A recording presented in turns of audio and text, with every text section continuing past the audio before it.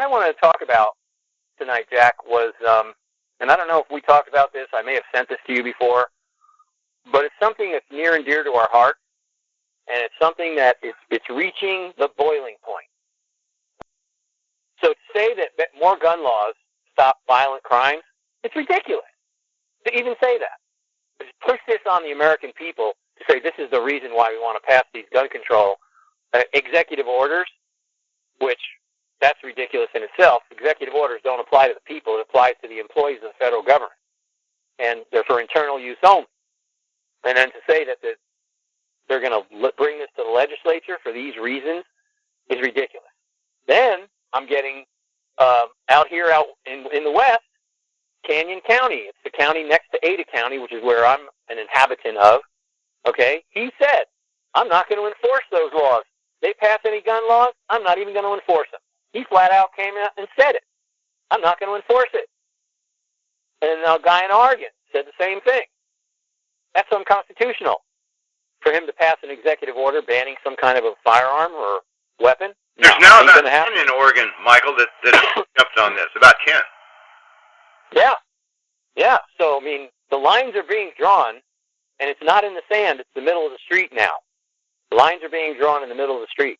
And the question is, which way are the police and the paramilitary police and the National Guard, who should never be here against people, and the military forces under the National Defense Authorization Act to allow the military to operate in this country?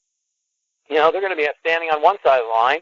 People are going to be on the other side of the line, and they're going to be looking at their mothers and their sisters and their brothers and their cousins, and they're going to have to decide, am I going to shoot them, or am I going to walk across the line and be on their side against this corrupt, evil government? They're going to have to make the decision. But if they decide to start shooting, I mean, it would be like, suppose the Chinese started marching from China across the Bering Strait when it was frozen, and they started coming and they walked into Montana, and they kept walking and coming in and coming in and coming in, and we could set up Gatling guns and all the guns we have and shoot them down dead, and we would run out of ammunition before they ran out of people to come and walk over us. They would eventually walk over us because their birth rate is so high that they would just, there are too many of them. There's nothing we could do to stop them. It's the same thing with the people and the police. Sooner or later, the police are going to run out of bullets. But there's going to be hundreds of millions of people, American people, with their guns who are going to keep shooting. And it's going to be like, well, that's it. All the cops and all the soldiers, they're all dead. And now there's 100 million people left alive. Yay, we won. Is that the kind of revolution it's going to be this time? I hope not.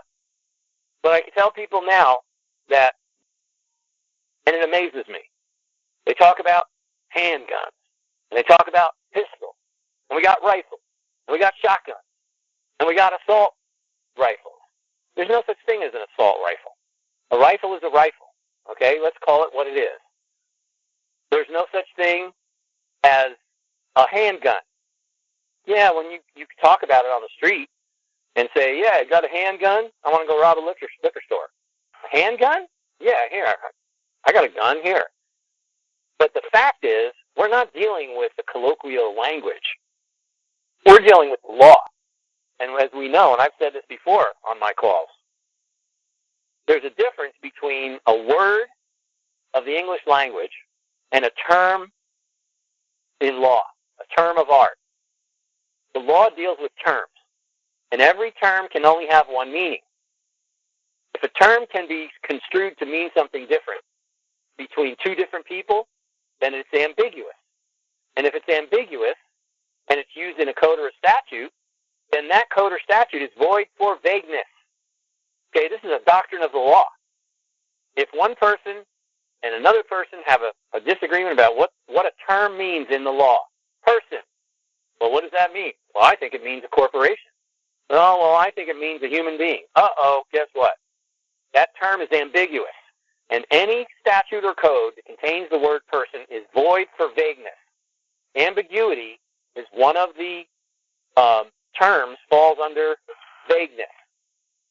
And there's a doctrine in law, void for vagueness. Okay, so why am I saying this? Because there's a term in law that is not being used. They're trying to circumvent it. They're going around it by using the term assault weapon, assault rifle. There's one term in the law that all of this falls under, and it's firearm. Okay? Second Amendment talks about the right to bear arms. Okay? Well, that has been construed to mean firearm. A firearm. A pistol, a shotgun, a rifle, an assault rifle, a howitzer, a 50 cal. They're all firearms. Right? Maybe, maybe not. How do you know? You have to look it up. Right? Right. So where do you look it up? Well, you can go to a dictionary, or you can go to a law dictionary. You know how to find it there. I don't think you will. You might. But where you have to go is in some code or statute. The definition of a term must be codified. And when you look in that code, it tells you what that term means. And that's the term that it means, and it means nothing else. That's all it means, one thing. If it means something else, it's ambiguous, and the codes and the statutes are void for vagueness. So you have to go to the code. But what you have to do is, you have to find the code. They're not going to tell you where it is. Okay? Well, I'm going to tell you where it is. And I want everybody to listen, because I've said this before. This is a research paper that I did, and I found it, and I looked it up, and I wrote it down, and I researched it, and I came to one conclusion. Okay? We are getting screwed. People are having this argument. They're having this national discussion. They're passing laws, executive orders, referring to firearms, and they don't even have a clue what it means. This is what we should be saying. We shouldn't be talking about, well, you don't need an assault rifle. What's the matter? It doesn't matter whether I need it or not. I have a right to have it. Well, no, you don't. Yes, I do. No, you don't. Yes, I do. Stupid arguments. These are not the arguments we should be having. We should be telling them, okay, you can make all the laws you want about firearms. Go ahead. I don't care. It doesn't affect me, and it doesn't affect my pistol, my rifle, or my shotgun. Why? Here's why. All of the firearm implementing regulations, and you have to violate a regulation in order for there to be a violation, are under Title 27 CFR. CFR 27. Alcohol, tobacco, and firearms. ATF, right? Right. Nobody can argue with that. Okay? But I don't hear anybody talking about it. ATF, alcohol, tobacco, and firearms. And I always joke about it. I say it's the Department of Alcohol, Tobacco, and Fireworks. Okay? But here's the thing. The Title 27 implementing regulations, if you look at them, refer back to a title in the U.S. Code. And people have done this before about taxes. They look at Title 26 in the United States Code. Okay? That's the tax code. It's not the Internal Revenue Code, the IRC. That's something completely different. It is the tax code codified under Title 26 of the United States Code. Okay? That's where all the tax codes are.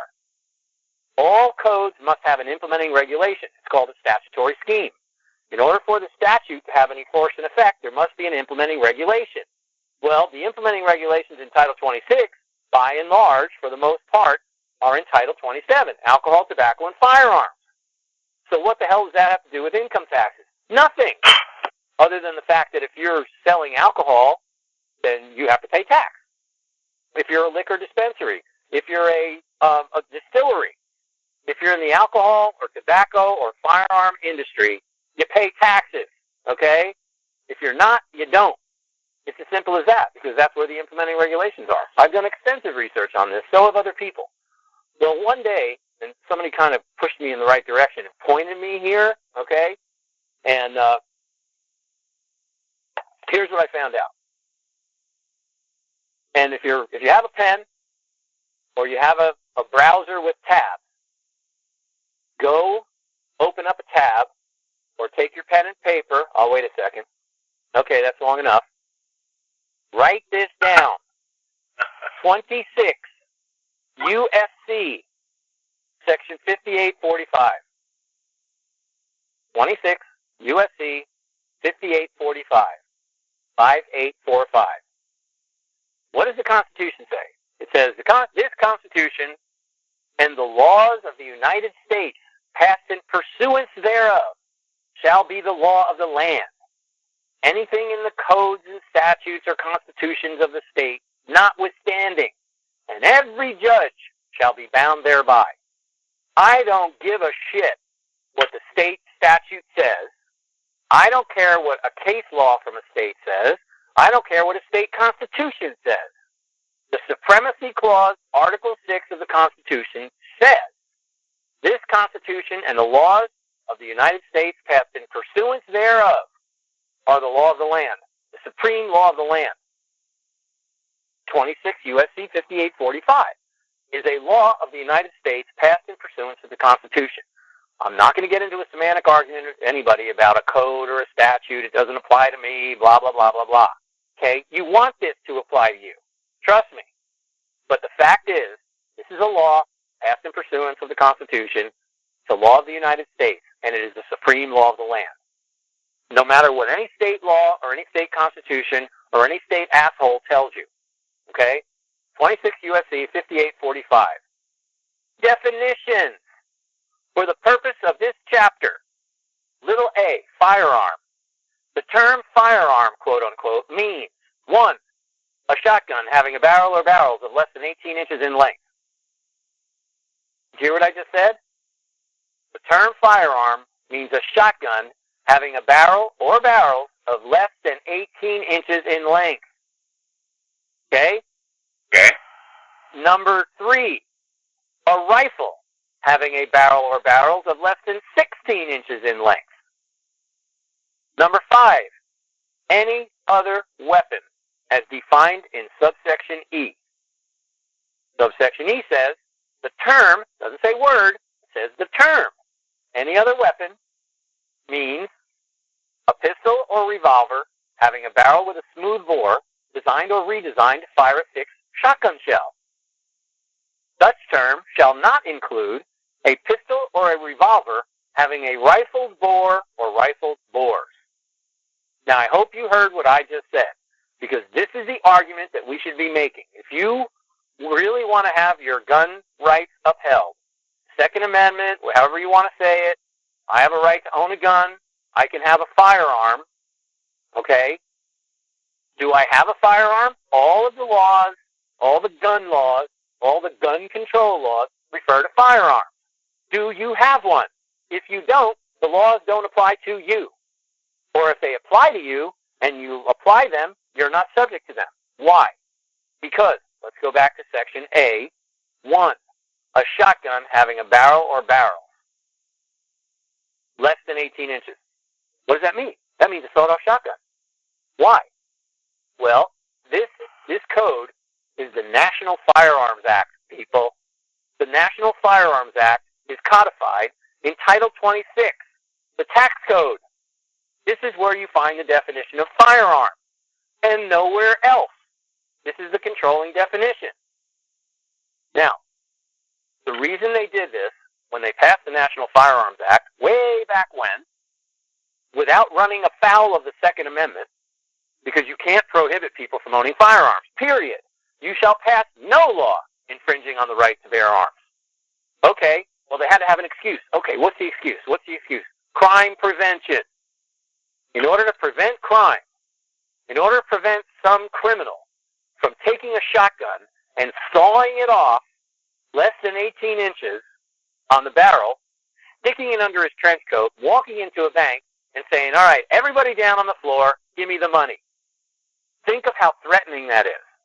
Somebody coming in with a sawed-off shotgun and pulls it out in a bank, I'm on the floor, man.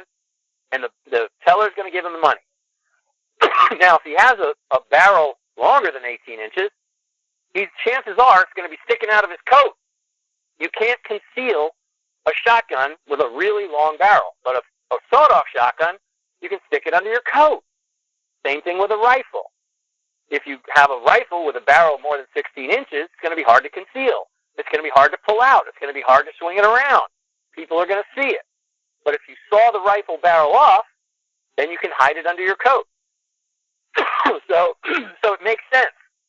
In order to prevent crime, terrorism, it's like terrorism. A guy came into the bank and he had a sawed-off shotgun. He whipped it out from under his coat. I didn't even know he had it. He hit it in my face and he said, "Where's the safe?" You're going to give him the money, okay? So they passed this law putting this definition in order to prevent crime. It makes sense. It wouldn't run afoul of the Constitution.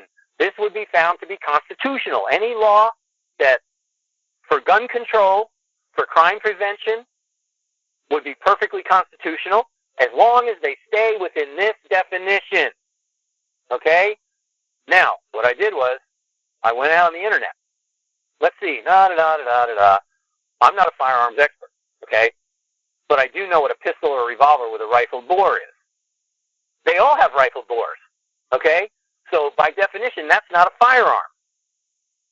They all have rifled bores. Well, it says in the paragraph above on E, a pistol or revolver having a barrel with a smooth bore designed or redesigned to fire a fixed shotgun shell. Oh, I get it. You're on the street. You're walking down the street. Somebody reaches into their pocket and they pull out a pistol. And that pistol has a smooth bore designed to fire a shotgun shell. That's a fat-looking barrel on that pistol. Guess what? You can have my wallet. Take all my money. You want my rings? Here. Just don't shoot me with that shotgun shell that you have in that smooth bore pistol that you have. That makes perfect sense for crime prevention. And it's constitutional. Probably. But the fact is, they have to stay within these definitions. Such term shall not include a pistol or revolver having a rifled bore. That's what all pistols have. So that they're little spirals, right? It puts marks on the bullet, and they can do ballistic testing. It helps the bullet fire straight. Yes, they all do. So, are there any rifles out there with barrels longer than 16 inches? Okay. Got on the internet. Marlin 9805. Here's a Marlin 9805. I've got a picture of it in my research paper. It says barrel, 22-inch barrel with micro groove rifling, and the overall length is 41 inches. So there's one. Is that a firearm? Hell no. Why? Because a firearm rifle is defined as having a barrel of 16 inches, less than 16 inches. Not 16 inches or less than 16 inches. So any rifle that has a 16-inch barrel, and there are millions of them out there, is not a firearm. It's not. No law pertaining to a rifle applies to you if your rifle has a barrel 16 inches or longer. What is wrong with you people? I'm just a reader of the law. You know? So, what about shotguns? Let's all book a flight and take our devices with us. I mean, how much crap are we going to get in trouble with? And what's our chances of winning when we take it to the court process? Well, it all depends on if you're allowed into court with your Marlin 9805. Right? That's why they don't want guns in court. We don't want any guns. Well, no firearms in court. I don't have a firearm. What do you mean? I got a Marlin 9805. It's got a 22-inch barrel. Does not fall under the definition of firearm. So get out of my way. I'm coming in. Great point. Great point. Yeah, this is the point we should all be making. Well, you felon with a firearm. Somebody who's a felon, convicted felon. They're probably falsely convicted. I can tell you right now. I don't know what the percentage is, but a very large percentage of all people who are convicted of felonies are wrongfully convicted. But if you have a gun in certain states under certain circumstances after you've been convicted of a felony, they'll charge you with felon in possession of a firearm, 15 years in federal prison. And there are people sitting there right now because of that. What? Wow. I had a Marlin 9805. That's not a firearm. What attorney is going to... Here we go again. Why aren't the attorneys doing this? Because they're part of the whole conspiracy for disarmament and to put people in prison. So what about shotguns? Are there any shotguns out there with barrels 18 inches or longer? Well, here's a Benelli Montefeltro silver 12 gauge, 28-inch barrel. Is it a firearm? No. It clearly says 18 inches or less, less than 18 inches. A shotgun with a barrel less than 18 inches is a firearm. If it has an 18-inch barrel or longer, it's not a firearm. What the hell is going on? So I want to know, what the hell is going on? Here's what's going on. They don't charge you under the tax code. They don't charge you under the implementing regulations. They're charging people under Title 18 of the U.S. Code. And the Title 18 of the United States Code, Section 921, 922, they're dragging people into court under 18 U.S.C. 921 and 922. Okay? That's what they're doing. So, because that code says gun, handgun, it changes, they use a different word or different terms. Okay? However, here's what I did. I went into 18 U.S.C. 921. And what I found out was, in the notes to Title 18, Chapter 44, Firearms, is where it is, okay? You can look this one up too, Title 18, 921, Modification of Other Laws. Here's what it says. This is Section 104 of Title I of Public Law 90-618, as amended by Public Law 98-514, Section 2, October 22nd, 1986, 100 Stat 2095. Provided that, quote, nothing in this title or the amendment made thereby, amending this chapter, shall be construed as modifying or affecting any provision of A, the National Firearms Act, Chapter 53 of the Internal Revenue Code of 1986, Section 5801 et seq. Of Title 26, the Internal Revenue Code, codified in the U.S. Code. You hear what I just said? Nothing in this title, nothing in Chapter 44 of Firearms in Title 18 shall be construed as modifying or affecting any provision of the National Firearms Act, 5801 et seq. Well, what did I just say a minute ago? 5845. That is part of the National Firearms Act, 5801 et seq. And following. Okay? So it's telling you that nothing in Title 18 can be, or even amendments to it, can be construed. In other words, no prosecutor can think it means that it changed the definition of what a firearm is. Because under 921, they changed the definition to firearm means any weapon, including a starter gun, which will or is designed to or may readily be converted to expel a projectile by the action of an explosive. That's a pretty general definition. Any weapon, okay, which will or is designed to or may be readily converted to expel a projectile by the action of an explosive. Guess what? That is overbroad. Overbroad. So what did they do? They put in parentheses, including a starter gun. So technically, under this code, the only thing that's a firearm is a starter gun. They're telling you, including a starter gun. This is attorneys writing and wordsmithing these codes so that people get confused and they forget what their rights are. So, it goes down a little further. And what I did was, I did some research on the National Firearms Act. It's amazing. The National Firearms Act, originally enacted in 1934. Guess what? Same year as 4 U.S.C. 112. I talk about it all the time. That's where they allowed, Congress gave their consent for the states to enter into interstate compacts and mutual agreements for the prevention of crime and for the enforcement of their criminal laws and policies. So all this crime prevention stuff came out in 1934, same year as the National Firearms Act. And it says, the original act imposed a tax on the making and transfer of firearms defined by the act. The law also required the registration of all firearms with the Secretary of the Treasury. What? That's right, the National Firearms Act. All firearms had to be registered with the Secretary of the Treasury. That's why the National Firearms Act is in Title 26, the IRS Code. The act included shotguns and rifles having barrels less than 18 inches in length, and certain firearms described as any other weapons.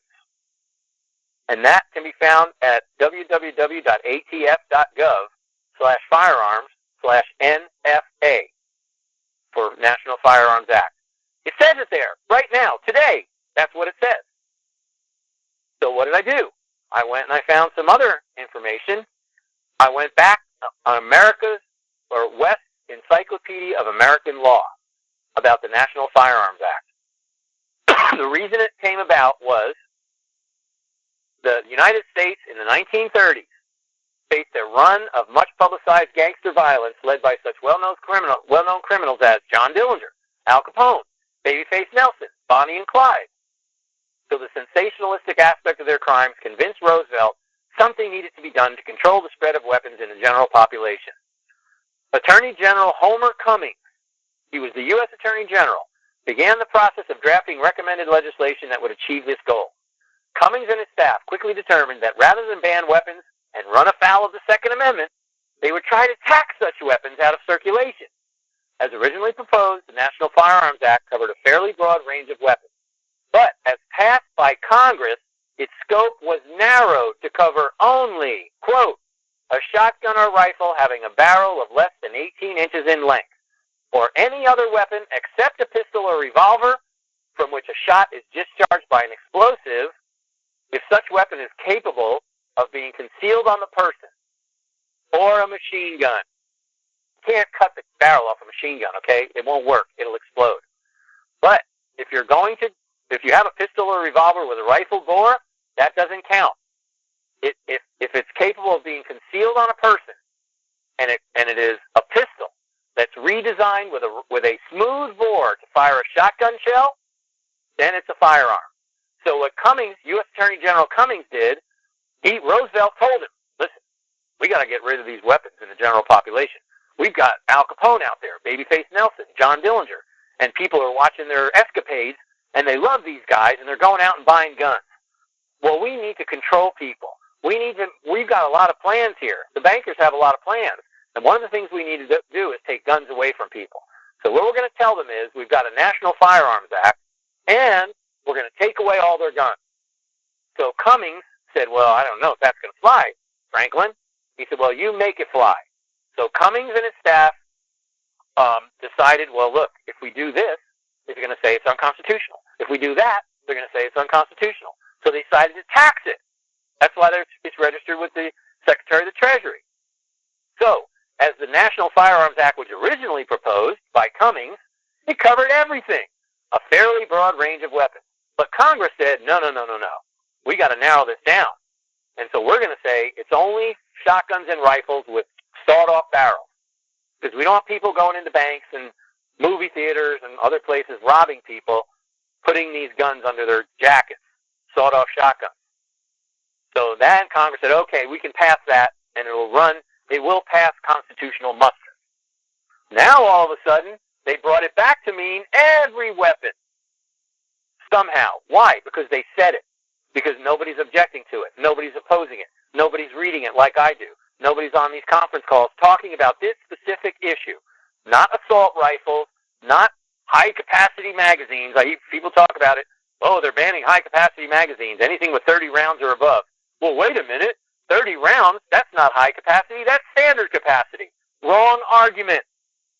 This is the argument people should be making because it's all about the National Firearms Act. So what did they do? Cummings and Congress said, well, we can't make machine guns illegal because it's Second Amendment. Well, what do? Well, what we'll do is we'll say in order to own it, you have to pay a tax. Okay, that sounds good. Well, then what do? How does that make it any better? Well, here's what we do. We tell anybody who wants to own a machine gun, all you have to do is bring it down to our office and register it and pay the tax, and then you can have the machine gun. So people would come down to the office with a machine gun, say, hi, I'm here to register my machine gun and pay the tax, and they get arrested for having possession of an illegal machine gun. That's what they did. Because you came in with an unregistered machine gun. They made it so that you would be entrapping yourself by bringing an unregistered machine gun down to register it and pay the tax. So, in fact, the statute, it was a $200 tax on each of these firearms defined above. So you could actually have a shotgun with a shorter barrel, but you had to pay a tax on it. Sure. And if not, then you get it's a $2,000 fine and 5 years in prison. So when people would go down, they'd say, "Oh, you've got a machine gun; it's illegal." So what did they do in the 1970s when they started the Controlled Substance Act? They said, "Well, we can't ban controlled substances because people have a right to get high." Just like the same thing that happened with the alcohol. In order to prohibit people from drinking alcohol, they had to have the prohibition, a constitutional amendment. Right? Right. Then they passed laws in pursuance to that amendment. But where's the constitutional amendment prohibiting controlled substances? They don't have one. They just passed the stupid Controlled Substances Act and said, yeah, let's pass those laws. Nobody opposed it. Nobody came and said, wait a minute, where's your amendment prohibiting it? You can't pass laws unless you have an amendment prohibiting. Otherwise, we have a right to get high, man. Get off our backs. So, what did they do? They said, well, here's the thing. It's a drug tax thing. This is what they did with machine guns. We can do the same thing with drugs. If you want a pound of pot, all you have to do is come down to our office and tell us you have a pound of pot, pay the tax, and we'll give you a tax stamp saying you paid the tax. Same thing they did with the machine guns. So people went down to the office with their pound of pot, and they said, here you go. I want to pay the tax on this and get a tax stamp. And they got arrested for possession of an unregistered marijuana. That's what they did. So Timothy Leary, in 1967, went all the way to the Supreme Court, and he said that law is in violation of the Fifth Amendment because people are incriminating themselves by walking into the office with unregistered marijuana. The Supreme Court said, you're right. For 3 years, there were no laws in this country, no drug laws in this country. The Supreme Court got rid of it all. Nobody read about any of this. Nobody heard about it. They kept it quiet. Then in 1970, they passed the Controlled Substance Act and brought all these laws in that are all unconstitutional because there's no constitutional amendment prohibiting controlled substances. They just passed the laws de facto by the fact that they did it. So, you go back to that National Firearms Act, and you can research it yourself on the internet and read the original National Firearms Act. Michael, they're asking if you could cite the case. Which one? The RI case. What RI? What do you mean? I'm just reading what they said here. Oh. I'm just reading what they said here. It said if you could cite the case or cases, and then they said cite the RI cite the RI case about how the BAT was okay.